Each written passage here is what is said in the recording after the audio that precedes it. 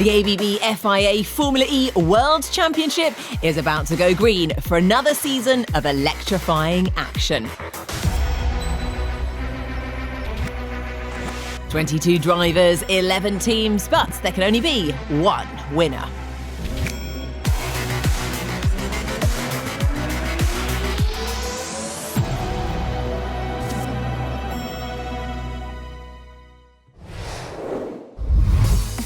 In the next half hour, we'll be previewing the new Formula E season with a look at the drivers who make up the most competitive grid in motorsport. Taking a look at who impressed at pre-season testing in Valencia, and we'll look at what to expect at the season opener in Saudi Arabia. Every time we go back, I feel really good there, so I think it's a great place for us to start and kick off the season. But first, here's a little insight into the world of Formula E. The ABB FIA Formula E World Championship is the world's premier electric racing series. Fast, pioneering, progressive, and packed with some of the biggest names in global motorsport. This really is the greatest show on earth. Formula E is the hardest form of motorsport. We race in tracks which require millimeter of accuracy and is a 200 km/h chess game. The most unpredictable championship you can get. The level of performance is very high. The battles on track are very spectacular. Coming down into 7. It's probably one of the craziest motorsport series out there in terms of action packing and just competitiveness. You know, we've raced in Monaco last year. We've had 7 or 8 lead changes, which I cannot remember the last time this ever happened in a Monaco race. And Verne gets through, and Da Costa's going to get caught up in that. So that just shows you how competitive and how crazy our races can be. Evans up through Beau Rivage, takes the lead of the Monaco E-Prix. Da Costa to the outside and to the lead. I can genuinely say, hand on heart, that the Formula E cars that I have driven are some of, if not the hardest cars I've ever experienced driving. Day over. Retire in the car, jump out. You need a great understanding on how to use your energy, when to recover it, how to manage your tires. The competition is very high, so the moment you are losing a little bit of attention, a little bit of focus, you find yourself at the back. As soon as you do a little offline mistakes, boom, you're in the wall. The battles are very, very intense. We're really bumper into bumper. Lotterer just pushed me into the wall. Why am I not surprised? Absolutely unmanaged and uncontrolled. Us as drivers, we love the street circuits, we love the challenges. We don't normally get to drive the street tracks very often in the year on normal championships, but in Formula E, every race we do is in a street track. You're on the limit on every corner. It's just how much risk versus reward you want to take. It's the driver who keeps it out of the walls, does the best lap, will then go on to win the race. Save the seas of Renault Mortara. I think Formula E is not only there to create a nice show, it's there to carry a message, and the message is that electric cars are fun, they're fast, they're good looking. We've got some of the coolest cars, innovative tech, some of the best drivers in the world going head to head against some of the biggest manufacturers in the world around some of the most iconic cities in the world. What a race! What a drive!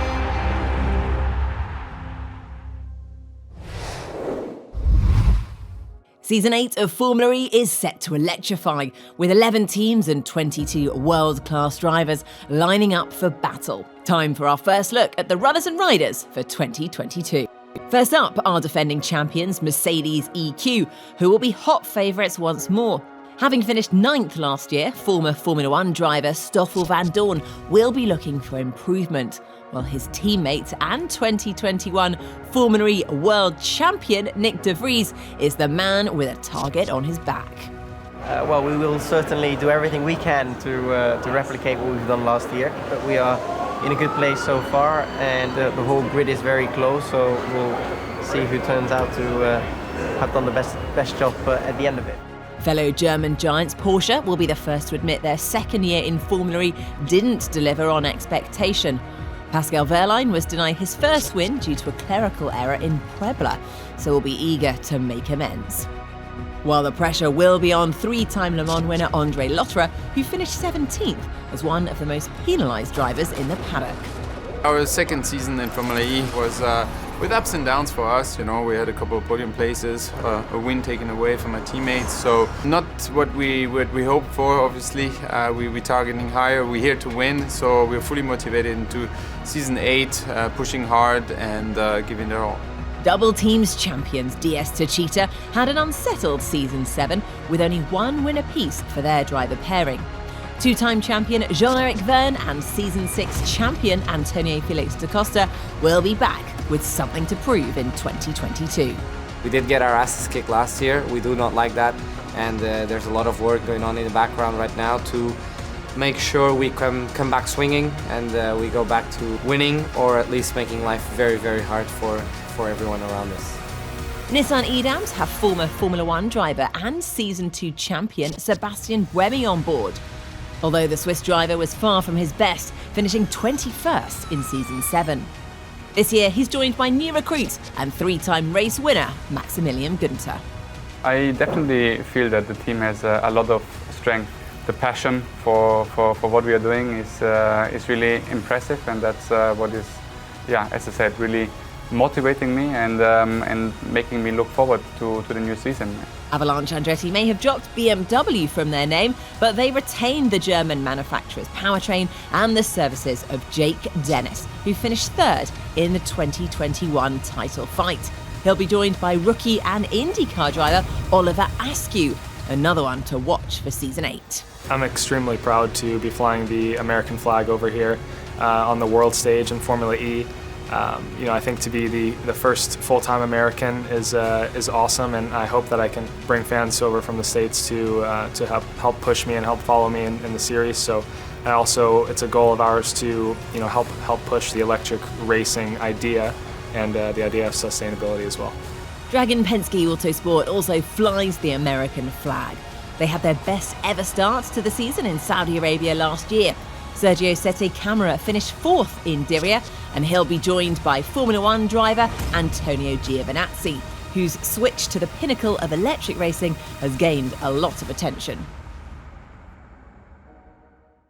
Dragon Penske Autosport's new recruit got his first taste of electric racing at November's pre-season test in Valencia, so we took time out to see how he's settled into his new seat. It's great to join this championship. I know that will be a difficult one because it's just everything really different from what I did before. But it's just looking forward to this new challenge, this new adventure, and can't wait for the first race. I knew that I lost my seat in Formula 1 quite late, but one of my targets was to race in 2022 because I already spent 2 years like a reserve driver back in 2017 and 2019, and it was not a great things for myself. And in the end, I was finding this a great opportunity with Dragon Penske in Formula E. The welcome from the team was great. Of course, I had a really good feeling with the people in the team, with Sergio as well. How are you? Good, you? How was today? Difficult.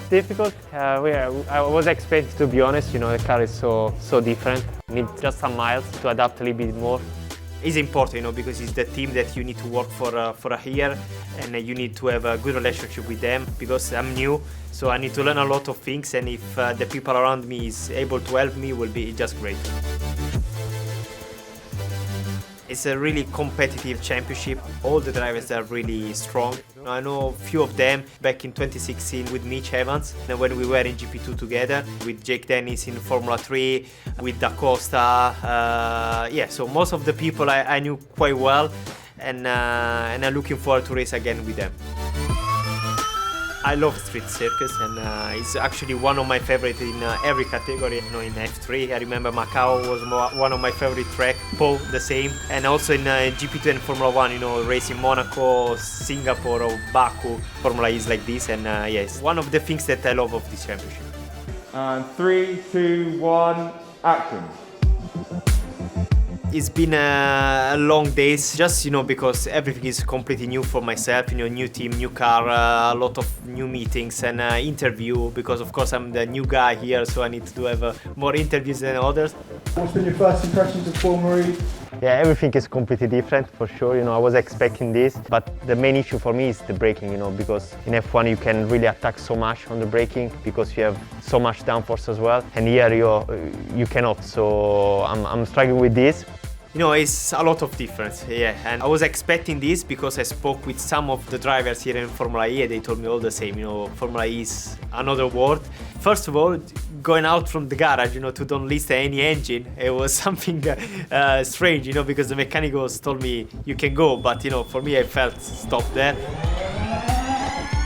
You need to manage the energy, regen. So for me, to join my first laps with the car was great. For sure, it was difficult for me the first half of the day. Just I was really lost with everything I was doing. But it was great. It was great and a great first touch with the car. When you arrive in new things, you need to just work really hard, try to learn so many things, and this is what I did in the last 2 days. And really happy how it's been so far. For sure, I need to have some few races before just to understand how it works and how I feel with the car and with the team and everything. But I'm sure after 2 races, maybe 3, I can tell you what is the main target, and I hope I can be in the pace, in the good pace straight away. So then everything will be more easy and the target will be higher. A new season, a new experience for me. So first of all, I want to have fun. But fun is coming also with a good result. So hopefully we can have also good result and then will be much more fun. Thank you. Ciao, ciao.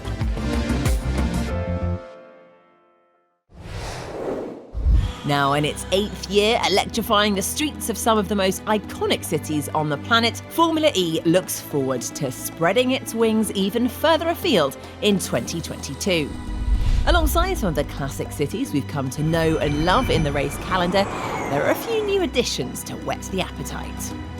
It's always exciting to be the first time on a new track. It's a fantastic calendar that Formula E have put on for season 8. The calendar always looks awesome in Formula E. We race in some fantastic locations. The new tracks, they are really making me very happy when I think about them. Formula E's first foray into Indonesia is scheduled for June, with a visit to the capital city, Jakarta. As the largest city in Southeast Asia, there's no better place for Formula E to connect with fans and spread its message of cleaner air and sustainability. Vancouver follows in July as FE touches down in Canada for the first time since 2017.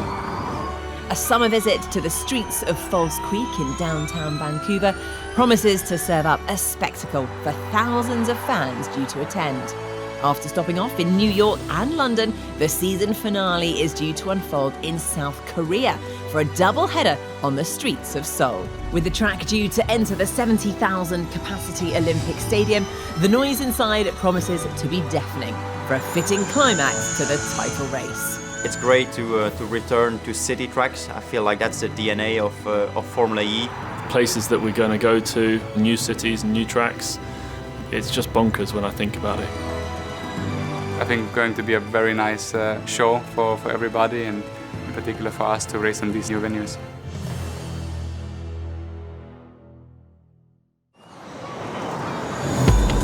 With Formula E poised to welcome fans back to its city street races in 2022, the drive for cleaner air continues for a series that races with a reason. Having become the first sport to be certified net zero carbon since inception last season, the push to lead from the front continues as fiercely off the track as on it. Well, Formula E is unique in sport. We were started basically to address climate change through pushing EV technology and demonstrating that electric cars can be really exciting racing machines. And so that's always been at our core, but as time evolves, fans' expectations, the bar gets raised and they hold us to a different standard. And so last year we were really proud to announce that we were net zero carbon from inception. And then this year we've committed to science-based targets, which is a UN initiative which basically says we've committed to reduce our emissions by 50% by 2030. As the only sport to have committed to join the Science Based Targets Initiative and Business Ambition Pledge for 1.5 degrees, the Formula E World Championship is proving the power of sport to accelerate change. The championship carefully assesses and works hard to reduce its carbon footprint. Measures from recycling car batteries to phasing out single-use plastic on site have all helped achieve its goals. The recent COP26 UN Climate Change Conference was also a crucial platform to showcase these commitments, as well as learn from other pioneers, as UN Clean Air Ambassador and Formula E driver Lucas de Grassi explains. UN asked me to help them to promote what actually Formula E stands for, which is zero-emission electric mobility.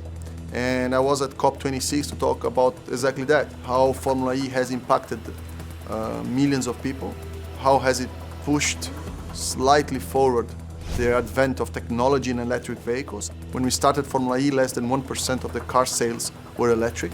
Now we are at 10%, roughly. This has a huge impact in the industry and the lives of millions of people, which is what Formula E is about in the end. What felt really natural is we belonged at COP. We're at the intersection of business, of government, and consumer desire to affect change in the world. And Formula E was a natural participant in that dialogue, and so we're really proud of that. Time now for our second instalment of Runners and Riders to see who will be in the driving seat for another spectacular season of Formula E. First up is Jaguar TCS Racing, who have one of the strongest partnerships in the paddock. Sam Bird remains the only driver to have won a race in every season of Formula E, but is still to convert that into a championship title. He's partnered by Kiwi Mitch Evans, whose championship hopes were dashed in the final race of the season after an incredibly consistent year. I just see the team going from strength to strength. I think now with the new quality format this year, we can really show what we can do, and I'm looking forward to trying and achieving our goals, which is obviously winning both World Championships. Envision Racing are unchanged for Season 8, with Robin Freund, Mr. Consistent last season and always in the championship fight. So expect more of the same from the Dutchman. Also back is Nick Cassidy, who showed incredible promise in his rookie year and will aim to continue that form in what looks like one of the strongest cars on the grid. I'm feeling really good. I feel like I've fitted in quite well. I think the off-season's been very important for me though. I can take in a lot of information, and also I feel like I'm driving the team forward now on a certain path, and I hope that we reap the reward from that. Mahindra Racing showed steady improvement in Season 7, getting back on the podium after a champagne drought the previous year. Alexander Sims will be joined by fellow Brit Oliver Rowland, who left his seat at Nissan Edams to sign for the flamboyant Indian team. One of my goals is to first of all feel comfortable within the team and the car, and then it moves on to trying to, I guess the qualifying system's changed a little bit this year, so it'll be to be in the duels and then hopefully go on to being a consistent semi-final and finalist. If you fight for podiums and wins, then normally you're there at the end as well to become champion. Neo 333 Racing retain Oliver Turvey for his 7th full season with the Chinese team. The Brit called for more resources to improve their package, having finished bottom of the team's championship for 3 consecutive years now. He'll be joined by rookie Dan Ticktum, who makes the step over from Formula 2, having finished 4th overall after an impressive season. Rocket Venturi Racing finished runners-up in the 2021 Drivers' Championship, thanks to Eduardo Mortara, who had his best season yet. The Monaco-based team will be one to watch again this year, not least because of new signing and Season 3 champion Lucas de Grassi, whose former team Audi Sport Ab Schaeffler bowed out of the championship. The target is to win every race and win the championship. That's the target. Otherwise, I would not have been doing it. Otherwise, I would be at home. What we can expect realistically is to not do any silly mistakes and to collect the most amount of points when we have a bad weekend or when we have a good weekend. And if we do that, I'm pretty sure we're going to be on the title fight. Pre-season testing in Valencia was the first chance to see teams in action ahead of the new ABB FIA Formula E World Championship season. And while the track bears little resemblance to what we'll see on city streets, it's useful ground for testing systems and setups for the year ahead. Even more so for Oliver Rowland, who has a new car and new team for Season 8. Following a move to Mahindra Racing, where it seems he's settling in nicely. I think we've hit the ground running here. I'm pretty happy with everything. I've got a new engineer who's never done race engineering before, but he's got a lot of experience in other things, so we're learning together, and so far I'm pretty happy. We just need to keep working very hard if we want to compete with the big boys. A lot to learn for Avalanche Andretti's new recruit, Oliver Askew, who was the fastest of the 3 rookies over the test sessions. But at the sharp end, Diaz to Cheetah were on the pace early on, with Season 6 champion Antonio Felix da Costa clearly happy with how things were going. It is a positive start, and I always say like Valencia is not a Formula E track and we shouldn't really read into lap times, but the truth is whoever's quick here normally is quick in the season, and I know we always say that it's probably the most competitive season in Formula E, we say that every year, but I really believe it's just natural that everyone just gets closer and closer, and I really think it'll come down to, you know, when you're in Riyadh or New York or Mexico, making sure that you have a perfect day, no mistakes, and maximizing your day. I think it's going to come down to that. If those testing times really are a signal of things to come, then Eduardo Mortara will be one to watch in Season 8. The Swiss driver posted the fastest time of all, narrowly edging out Jean-Eric Vergne in a promising sign for the season ahead. This gave new team principal Jerome D'Ambrosio something to smile about as he takes over Susie Wolff's role at Rocket Venturi Racing, overseeing the drivers he's competed against for so long. I've known these guys, I've raced against them since I'm 13, 14 years old. So it's a different dynamic and things take time. Lucas is a guy that's been in the championship for 7 years. He knows Formula E inside out. And together with Edo, we've got two experienced guys. One's been world champion, the other one vice world champion.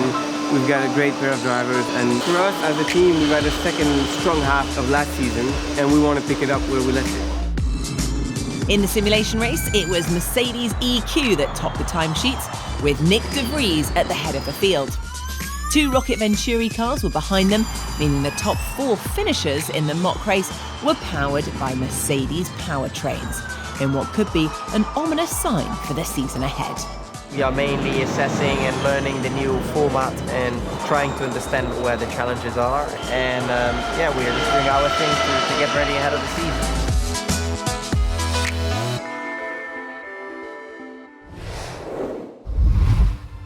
With the top 10 in pre-season testing covered by less than 0.4 of a second, we can expect a thrilling new season ahead. Saudi Arabia is the first stop on the calendar at the end of January, with 2 night races scheduled on the spectacular streets of Diriyah. Formula E is made for night races, with all the lights on the halo, attack mode and the quali modes and so on. I think it looks really cool. So can't wait to go there. And we go green under the lights. I love racing in Saudi Arabia, and the Diriyah track is amazing. I was the first winner there in season 5, and I've got great memories out of that track. Every time we go back, I feel really good there. So I think it's a great place for us to start and kick off the season. It's really a track of 2 halves in terms of the first half is twisty, constant corner after corner after corner, which need a lot of commitment. And then the second half, which is a longer straight, good overtaking opportunity, big stop in the braking zone to the chicane. It's an awesome one to race at. I was so close to disaster. You don't have any real hairpins, it's really just flowing in between the walls with no runoffs, so clearly precision is key, obviously, to a fast lap. And it's Mercedes by 0.6 of a second, a frightening margin. It's one of the most challenging, I think, for the teams and drivers because the temperature change in Diriyah is quite extreme between midday and nighttime when we race. So to understand what the car does throughout a single day event in Formula E, through that change in temperature is not easy. Oh, big hit! The double headers are what really makes or breaks your championship in the long run, because you've got 2 great opportunities to score big points. But if it's not working as you wish and you're a little bit off the pace, there's 2 big opportunities you could miss. 2 races, very tricky circuit. Then additionally you have elements like a bit of dust, the sand on the racetrack that make it really a big challenge for us with this huge track evolution over the weekend. So to race there, I can tell you it's a great challenge and something I really look forward to.